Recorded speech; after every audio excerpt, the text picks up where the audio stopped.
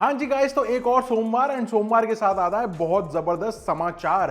तो आज बहुत सारी इंटरेस्टिंग अपडेट्स आपके लिए लेके आया हूं, लेकिन सबसे पहले a very very happy Holi to everyone. उम्मीद करता हूं कि आपने अपने घर वालों के साथ, अपने दोस्तों के साथ एक बढ़िया सी होली मनाई हो। आज की जो पहली अपडेट है वो आती है ओपन एआई की तरफ से, एंड ओपन एआई अब जो है जीपीटी 5 लॉन्च करने वाला है बहुत ही जल्दी।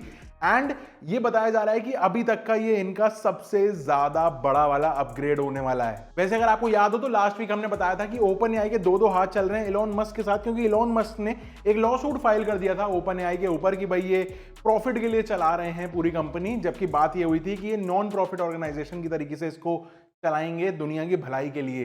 तो अब उसके जवाब में ओपन एआई ने बोला इलॉन मस्क को कि भैया देखो, जब हमें कंपनी ग्रो करने के लिए फंड्स चाहिए थे तो अब हमने आपकी तरफ देखा और आप तो कंपनी छोड़ के चल दिए। उसके बाद हमारी कंपनी बंद होने की कगार पे आ रही थी, अर्जेंट नीड ऑफ फंड्स की वजह से हमारे पास कोई और ऑप्शन नहीं बचा सिवाय इसके कि हम माइक्रोसॉफ्ट से फंडिंग उठा के उनके साथ एक अच्छा खासा हाथ मिला लें। तो ओपन एआई उल्टा इलॉन मस्क को ही जिम्मेदार ठहरा रही है कि भैया जो भी कंपनी की हालत थी या फिर जो नॉन प्रॉफिट की जगह पे अब प्रॉफिटेबिलिटी की तरफ आ गई है, वो आपकी वजह से आई है, क्योंकि आपने टाइम पे हाथ छोड़ दिया। अब इलॉन मस्क इस पूरी सिचुएशन को कुछ ज्यादा खास तरीके से ले नहीं रहे हैं, लॉ सूट को हल्के में ही निकाल दे रहे हैं। एंड उन्होंने एक विटी रिप्लाई ये भी दिया कि मैं लॉ सूट को वापस ले लूंगा अगर आप ओपन एआई को क्लोज्ड एआई का नाम दे दो और यहाँ पे कंपनी का नाम चेंज कर दो। तो सही है भाई, जब जेब में पैसा होता है तो किसी से भी कैसा भी मजाक चल लेता है, कोई फर्क नहीं पड़ता, दुनिया ऐसी ही है।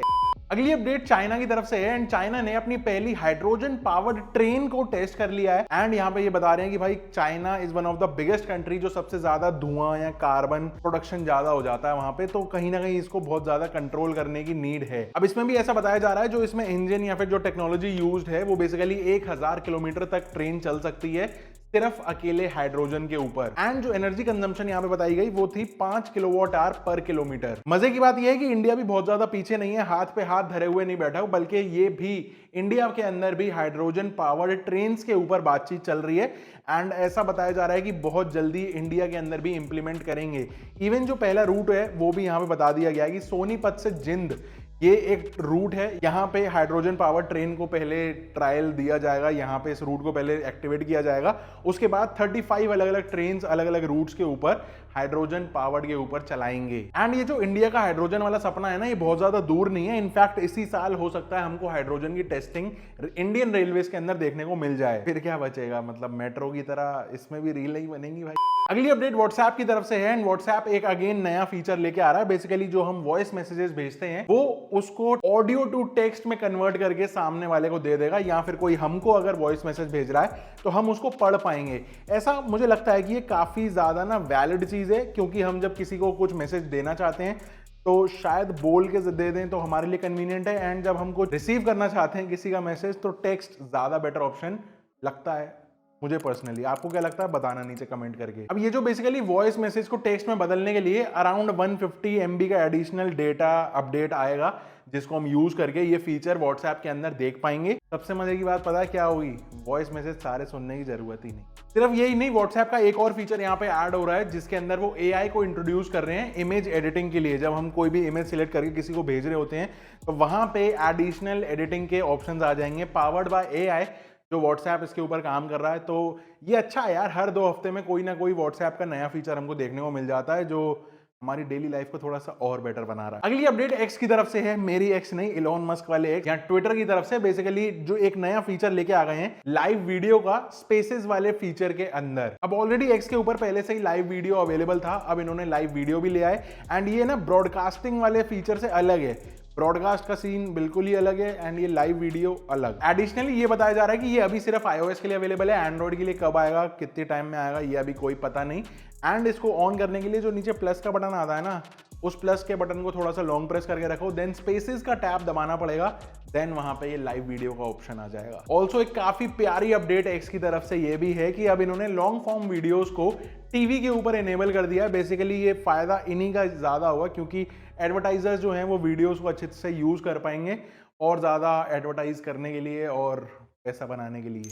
अगली अपडेट एप्पल की तरफ से है, एंड एप्पल के लिए भाई लॉ सूट्स की ना भरमार हो गई है यूएस में। एंड यहाँ पे फिर से एक कटघरे के अंदर लाके खड़ा कर दिया है एप्पल को। लोग ये बोल रहे हैं कि ये बड़ी बड़ी कंपनीज बहुत ज्यादा मिसयूज कर रही हैं एंड एप्पल को अगेन दोबारा से इसका टारगेट बनाया गया है। अब इस बार का इल्जाम ये है कि एप्पल जो है ना बेसिकली स्मार्टफोन मार्केट को मोनोपोलाइज करने में लगा हुआ है एंड किसी भी कॉम्पिटिटर को आने ही नहीं देता।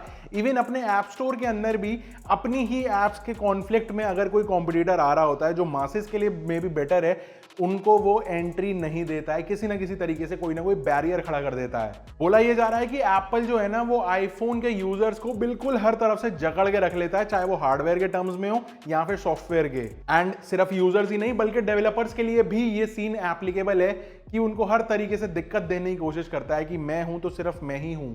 एग्जाम्पल्स के लिए कभी अपने आईफोन्स को दूसरी कंपनीज की स्मार्ट वॉचेस के साथ कनेक्ट करना काफी ज्यादा मुश्किल कर देते हैं, या फिर कभी दूसरे फोन से भेजे हुए मैसेजेस के साथ compatibility issue RCS। And as usual Apple का कहना है कि भाई ये सब कुछ गलत है। एंड लास्ट मंथ एप्पल ने $2 बिलियन यहाँ पे भरे थे। यूरोपियन यूनियन ने इनके ऊपर फाइन लगाया था, तो जो इन्होंने लास्ट मंथ में भरा है। एंड ये फाइन पता है क्यों लगा था?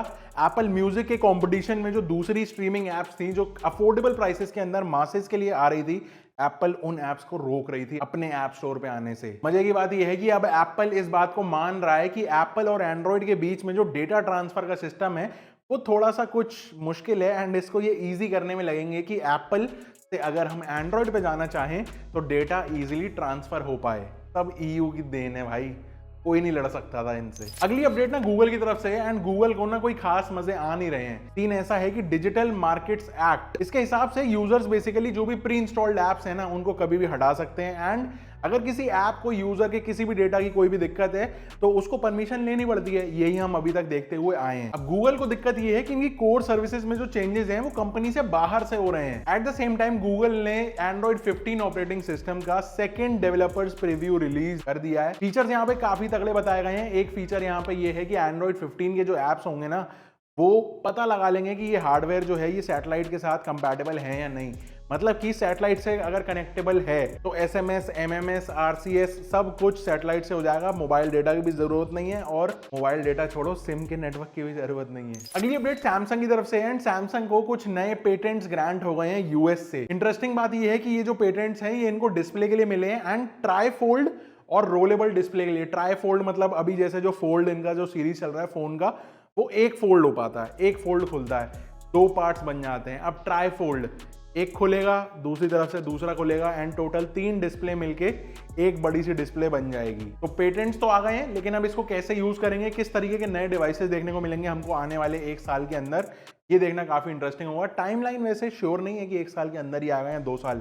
आपको क्या लगता है कितना टाइम लगेगा सैमसंग को इस तरीके के डिस्प्लेज मार्केट में शो ऑफ करना या फिर एटलीस्ट कॉन्सेप्ट फोन्स दिखाना, वो आप नीचे कमेंट करके बता दो। अगली अपडेट AI की तरफ से है एंड एज यूजुअल AI की कुछ अपडेट्स यहाँ पे लेके आए हूँ। गूगल ने अपोलो हॉस्पिटल्स के साथ कोलैबोरेट किया है AI के फील्ड में एंड ये बेसिकली AI को यूज करके डिटेक्ट कर पाएंगे, प्रेडिक्ट कर पाएंगे किसी भी पेशेंट के कुछ डेटा पॉइंट्स को यूज करके कि भाई क्या डिसीज हो सकती है इसको, एंड उसी हिसाब से पहले से ही सारी चीजें क्योर के लिए आगे प्रोसीड किया जाए। दूसरा सेगमेंट जो AI काफी ज्यादा तेजी से काम कर रहा है वो इंडिया में फ्लड्स को प्रेडिक्ट करने के लिए एंड उसके ऊपर वर्किंग करने के लिए अलग अलग तरीके के डेटा पॉइंट्स निकालने के लिए काम हो रहा है कि कौन से एरिया में कब फ्लड आ सकता है एंड उसको रोकने के लिए हमको क्या क्या मेजर्स लेने होंगे। इवन गूगल के जो रिसर्चर्स हैं एंड जो एनालिस्ट हैं उनका ये कहना है कि ग्लोबल क्लाइमेट चेंज के अंदर भी काफी ज्यादा हेल्प हो सकती है अगर हम AI को यूज करें एंड ग्लोबल अलग अलग जगह पे जो बड़ी बड़ी कम्युनिटीज हैं उनको गूगल हेल्प करेगा AI को यूज करके। वैसे ना 2 हफ्ते पहले 7 मार्च को इंडिया के गवर्नमेंट ने अराउंड $1.2 बिलियन या फिर कह लो 10,300 करोड़ रुपए के बजट के साथ में इंडिया का AI मिशन स्टार्ट कर दिया है कि भाई इंडिया भी अब AI के फील्ड में लीड करेगा। बहुत सारे अलग अलग सेक्टर्स हैं जैसे रोबोटिक्स, एग्रीकल्चर एंड ऑटोमोबाइल, इन सब सेक्टर्स को ना बहुत फायदा मिल सकता है इस AI के इंटीग्रेशन से एंड ऐसा हो सकता है इंडिया की एक बड़ी कंपनी इसके अंदर सबसे पहले आगे बढ़े। Who knows, may be Reliance हो या अडानी हो। वैसे रिलायंस अपने चैटबॉट को इसी महीने लॉन्च करने के लिए खड़े थे, मतलब शायद अभी तो ये देख रहे होंगे ना गेस्ट अभी तक गए क्यों नहीं है शादी से या फिर खर्चा कितना हो गया। आपको क्या लगता है AI सेक्टर के अंदर कौन सी बड़ी बड़ी कंपनीज हैं जो इंडिया के अंदर बढ़िया करेंगी, वो आप मुझे नीचे कमेंट करके बता सकते हो। एंड आज के लिए इस वीडियो में इतना ही था। आई होप आपको मजा आया हो तो वीडियो को लाइक कर देना, सब्सक्राइब कर देना and a very very happy Holi. Good bye.